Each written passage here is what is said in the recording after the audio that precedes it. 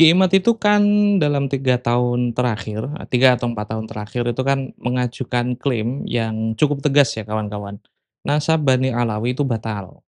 Jadi kata batal di sini bukan sekadar meragukan, melainkan pokoknya batal. Sebuah negasi total terhadap klaim genealogis yang telah mengakar selama berabad-abad dari kabilah Hadrami yang dikenal sebagai Dzurriyyah Rasul. Menariknya, argumen lanjutannya justru bersifat sosiologis, bahwa kesuksesan menyelenggarakan acara besar, entah itu di Haul Solo, Masjid Istiqlal, atau tampil di platform media populer seperti di Close the Door-nya Deddy Corbuzier, ya yang saya maksud adalah Habib Umar bin Hafid, bagi Kiai Imad tidak membantu validitas nasab mereka. Bagi yang baru mampir di channel ini, selamat datang di Pamanyangantor. Perkenalkan, saya Armel Abbas. Saya seorang Nahdien, historian, dan Gusdurian. Kali ini saya mau mengulas dua lapis klaim Ki Imad yang cukup fundamental. Klaim ini dia pakai untuk membatalkan nasab kabilah Hadrami yang bernama Bani Alawi.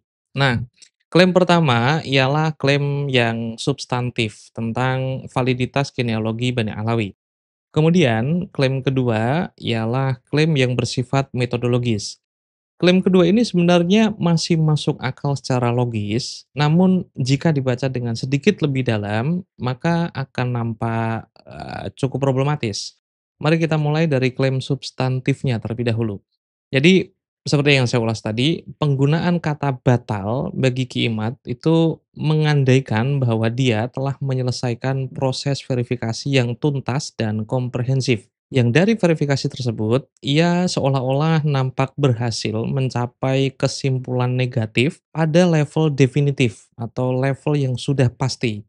Padahal, siapapun yang pernah bergelut dengan kajian genealogi historis pasti akan memahami bahwa kita berhadapan dengan fenomena yang penuh ketidakpastian struktural. Genealogi yang membentang berabad-abad ke belakang sebenarnya kan bukanlah medan kajian yang memungkinkan kepastian absolut seperti yang diklaim oleh Ki Imad. Sepanjang pengamatan saya selama 3 atau 4 tahun terakhir ini, sepanjang saya mengikuti diskursus ini juga, pertanyaan mendasar yang belum pernah dijawab oleh Ki Imad adalah, di manakah bukti primer yang memadai untuk mendukung klaim pembatalan yang baginya sangat definitif seperti klaim Ki Imad? Dalam tradisi genealogi Arab klasik, khususnya yang berkaitan dengan Ahlul Bait, validasi nasab itu kan bergantung pada 4 kombinasi teknis. Ini sudah dibahas banyak sekali oleh para YouTuber, apalagi yang fokus pada kajian nasab. Pertama adalah bukti positif yang ditopang tradisi lisan dan pendengaran, yang dalam khasana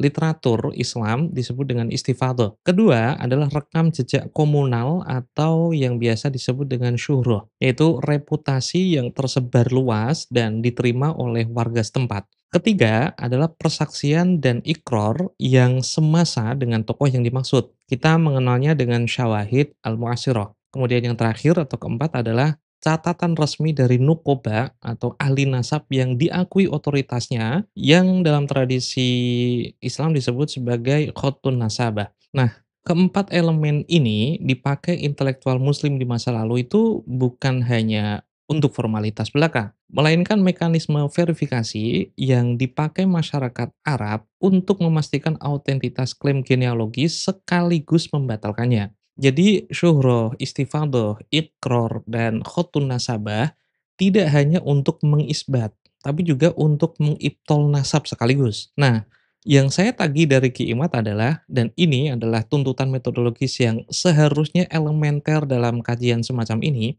ialah bukti primer negatif yang bersifat definitif atau yang bersifat pasti. Bukti yang menyatakan bahwa Ubaidillah bukanlah anak dari Imam Ahmad Al-Muhajir, melainkan anak dari orang lain. Dan bukti negatif ini harus memenuhi standar yang sama dengan 4 kombinasi teknis yang saya sebutkan tadi. Adakah syuhroh dan istifadhah yang menyatakan Ubaidillah itu bukanlah anak dari Ahmad Al-Muhajir? Adakah iqrar dan syawahid yang semasa dengan Ubaidillah yang menyatakan hal yang sama? Dan yang paling krusial, adakah catatan nukoba atau nasabah yang secara eksplisit menyatakan bahwa Ubaidillah bukanlah anak dari Ahmad bin Isa? Untuk memahami seperti apa sebenarnya bukti negatif yang valid dalam konteks genealogi atau konteks nasab di dalam tradisi Islam, izinkan saya menghadirkan sebuah studi kasus. Ini saya dapatkan dari Ibrahim bin Mansur. Kasus ini menjadi contoh sempurna tentang bagaimana bukti negatif itu bekerja dalam genealogi klasik. Jadi pada abad ke-9 Hijriah, ada seorang ulama bernama Ridho Muhammad bin Muhib yang menulis silsilah nasabnya itu sampai ke Imam Ali bin Abi Thalib. Dalam catatan genealogis yang dia catat sendiri, Ridho Muhammad mengklaim nasabnya itu sampai kepada seseorang yang bernama Abdul Wahid bin Husain bin Ali bin Abi Thalib. Disinilah problemnya muncul. Menurut penuturan Al-Umari, seorang ahli nasab terkemuka abad ke-5 Hijriah yang menulis catatan nasab berjudul Al-Majdi, Imam Husain itu memiliki 6 anak, 2 perempuan dan 4 laki-laki. Karena sistem nasab di dalam tradisi Islam itu kan bersifat patrilineal, maka fokus kita adalah keempat anak laki-laki Imam Husain. Mereka semua adalah Ja'far, Abdullah, Ali Al-Akbar, dan Ali Al-Asghar. Sejarah mencatat bahwa Imam Ja'far itu wafat sebelum ayahnya dan tidak meninggalkan keturunan. Sementara itu, Imam Abdullah dan Imam Ali Al-Akbar gugur bersama Imam Husain dalam tragedi Karbala. Satu-satunya yang selamat dan melanjutkan garis keturunan Imam Husain adalah Imam Ali Al-Asghar, atau yang dalam tradisi Islam itu dikenal sebagai Imam Zainul Abidin. Nah, sekarang perhatikan baik-baik. Tidak ada nama Abdul Wahid yang tercatat dalam daftar anak-anak Imam Husain. Namun, ini saja belum cukup sebagai bukti negatif, karena ketiadaan pencatatan belum tentu berarti ketiadaan eksistensi. Siapa tahu, mungkin saja ada anak Imam Husain yang bernama Abdul Wahid yang luput dari pencatatan di masa itu. Disinilah elemen kedua menjadi krusial dan mengubah segalanya itu menjadi bukti negatif yang definitif atau yang pasti. Al-Majdi, kitab yang saya sebut tadi, menyatakan dengan tegas bahwa seluruh keturunan Imam Husain tanpa kecuali semuanya hanya berasal dari satu orang, yaitu Imam Ali Al-Asghar atau Abu Muhammad Zainul Abidin. Bukan hanya Al-Majdi, Abu Nasr Al-Bukhari juga menyatakan hal yang sama. Beliau menegaskan bahwa anak Imam Husain ada 6, 4 diantaranya laki-laki. Namun, keturunan Imam Husain di seluruh penjuru dunia di masa beliau atau abad ke-45 Hijriah, hanya berasal dari Imam Ali Zainal Abidin seorang. Tidak ada keturunan Imam Husain atau yang dikenal dengan Husainiyun kecuali dari jalur Imam Ali Zainal Abidin seorang. Pernyataan ini mengandung apa yang di dalam terminologi Arab disebut dengan hasr, yaitu sebuah pembatasan definitif dan pembatasan yang pasti yang menepi segala kemungkinan lain kecuali yang telah disebutkan. Nah, hasr inilah yang menjadi bukti negatif untuk menolak nama-nama selain yang disebutkan secara eksplisit oleh Al-Majdi dan juga Sirrus Silsilah Al-Alawiyah.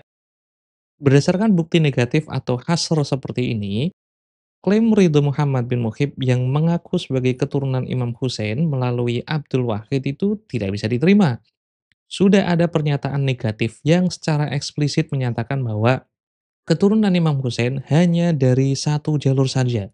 Dan Abdul Wahid yang diklaim Ridho Muhammad sebagai putra Imam Husain, dengan demikian bisa jadi adalah tokoh yang ada, namun validitasnya sebagai putra Imam Husain tidak dapat diterima. Oke, sekarang mari kita aplikasikan standar metodologis yang sama kepada Bani Alawi. Bani Alawi itu kan mengklaim nasab mereka itu berasal dari Ubaidillah. Dan Ubaidillah mereka klaim sebagai anak dari Imam Ahmad Al-Muhajir. Jika Ki Imad itu hendak membatalkan nasab Imam Ubaidillah dengan standar akademis yang kredibel, seharusnya dia itu menghadirkan bukti negatif yang setara dengan pembatalan nama Abdul Wahid yang baru saja kita bahas. Namun, dalam seluruh kritiknya 3-4 tahun terakhir terhadap Nasabani Alawi, dia tidak pernah menampilkan bukti semacam ini. Bahkan Ki Imad itu tidak pernah menghadirkan satupun kitab nasab dari abad keempat, abad kelima, abad keenam, abad ketujuh, hingga abad ke-8 yang secara langsung dan eksplisit menyatakan Ahmad bin Isa tidak memiliki anak bernama Ubaidillah atau Abdullah. Atau redaksinya itu seperti seluruh keturunan Ahmad bin Isa hanya dari A, B, dan C saja. Selain itu tidak ada. Ketiadaan hasar seperti ini sangat krusial. Karena tanpa pembatasan definitif semacam tadi, klaim pembatalan menjadi sangat lemah secara metodologis. Nah, inilah mengapa pertanyaan yang dulu pernah saya ajukan kepada Ki Imad 2-3 tahunan yang lalu masih tetap relevan di masa sekarang. Di manakah bukti konkret yang bisa saya baca untuk mendukung klaim pembatalannya? Dan bukti ini harus berupa bukti negatif sesore dan seeksplisit tadi. Karena untuk membatalkan klaim genealogis yang bertahan ratusan tahun seperti yang dimiliki oleh kabilah Hadrami Bani Alawi, diperlukan lebih dari sekadar keraguan atau spekulasi. Diperlukan kontrabukti positif yang mampu menunjukkan dengan jelas titik putus antara Ubaidillah dan Ahmad bin Isa yang diklaim memiliki hubungan biologis bapak dan anak. Saya bahkan berani bertaruh, dan ini bukan taruhan sembarangan, melainkan berdasarkan penelusuran mendalam, bahwa Ki Imad itu tidak akan mampu menghadirkan bukti negatif seperti yang saya tuntut.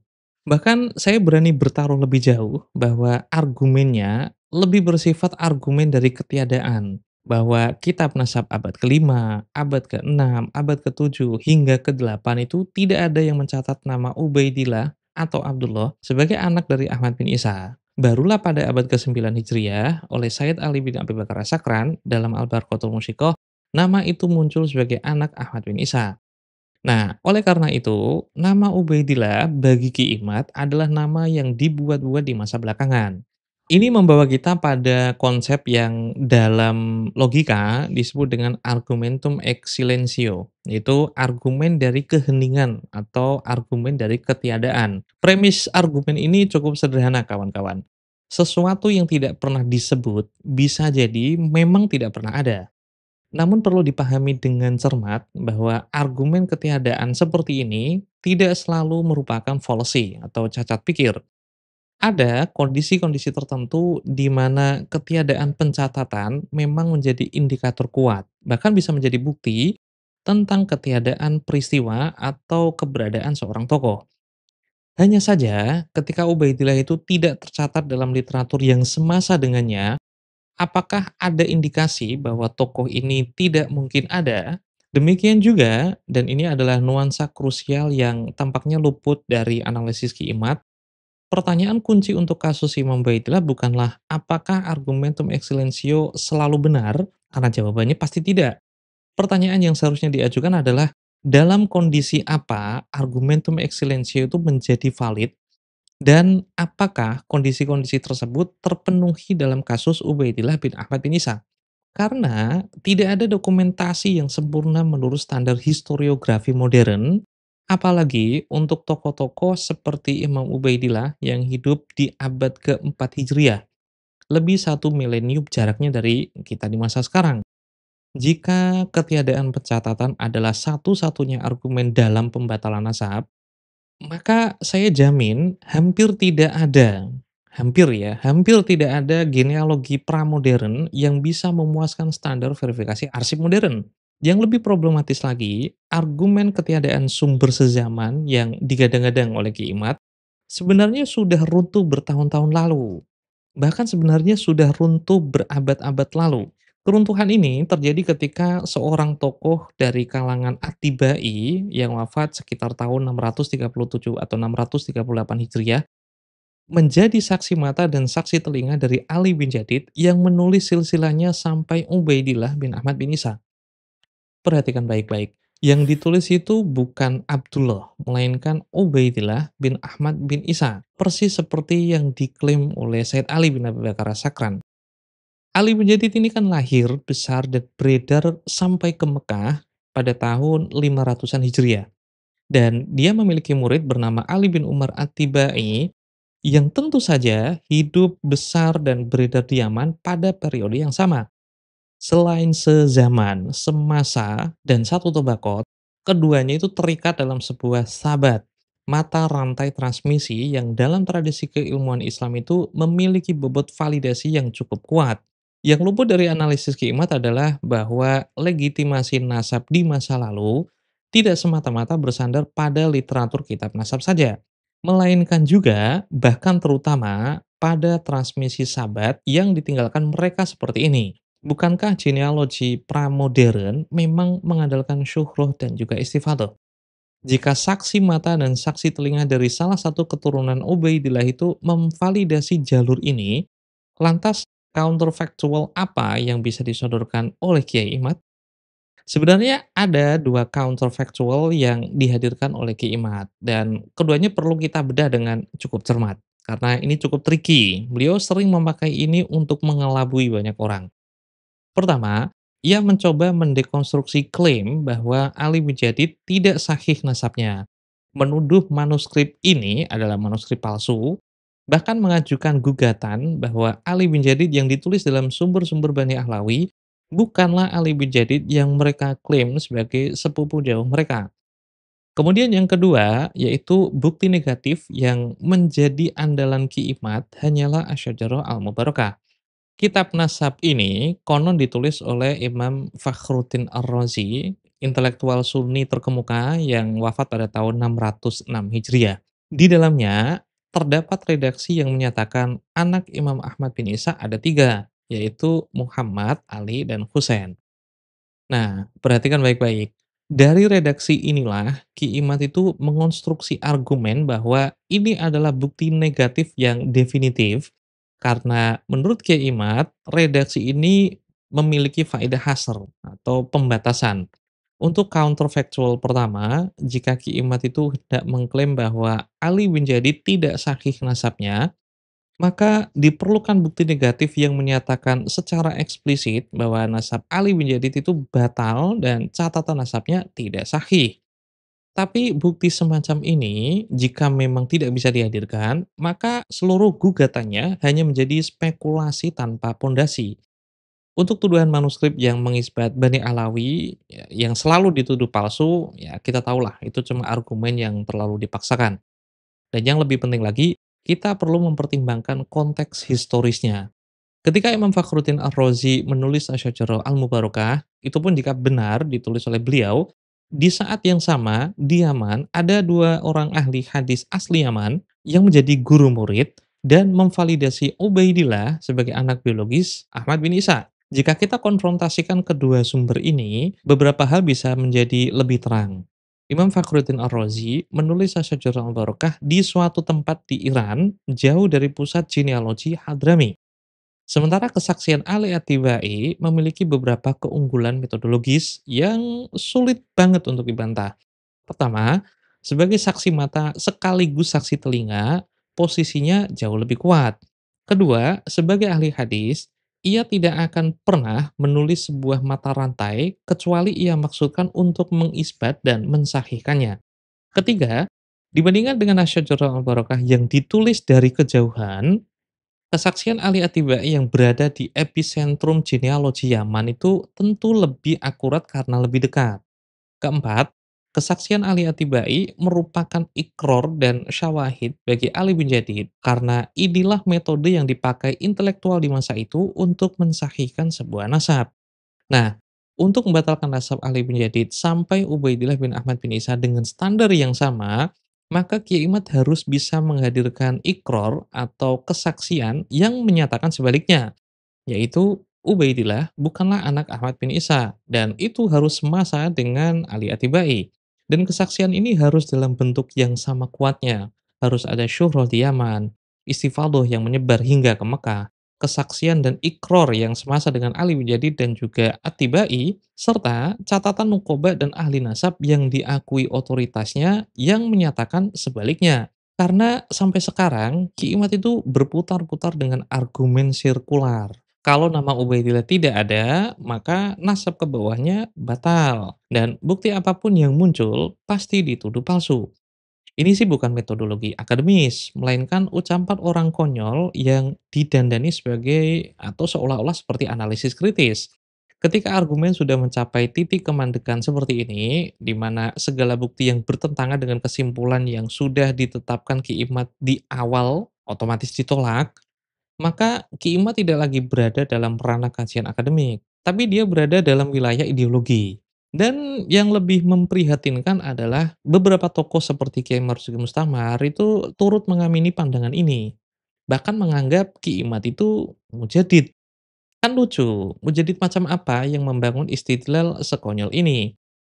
Oke, jika masih ada yang mengatakan asyajaratul barokah itu mengandung hasar atau asyajaratul barokah bisa dipakai sebagai bukti negatif, jadi bisa untuk menganulir nama Ubaidillah sebagai anak biologis Ahmad bin Isa, ada baiknya membaca e-book saya. Di sana saya mengulas dengan cukup mendalam bahwa manuskrip Asy'ariyah Al-Baroka itu problematik dan jauh sekali disebut hasar atau bukti negatif dalam membatalkan nasab seseorang. Saya Romel Abbas, ini Papanjangan Tor. Sampai jumpa. Kali lain kita akan membicarakan YDNA. Apakah seakurat itu untuk menjelajahi nasab di masa lalu?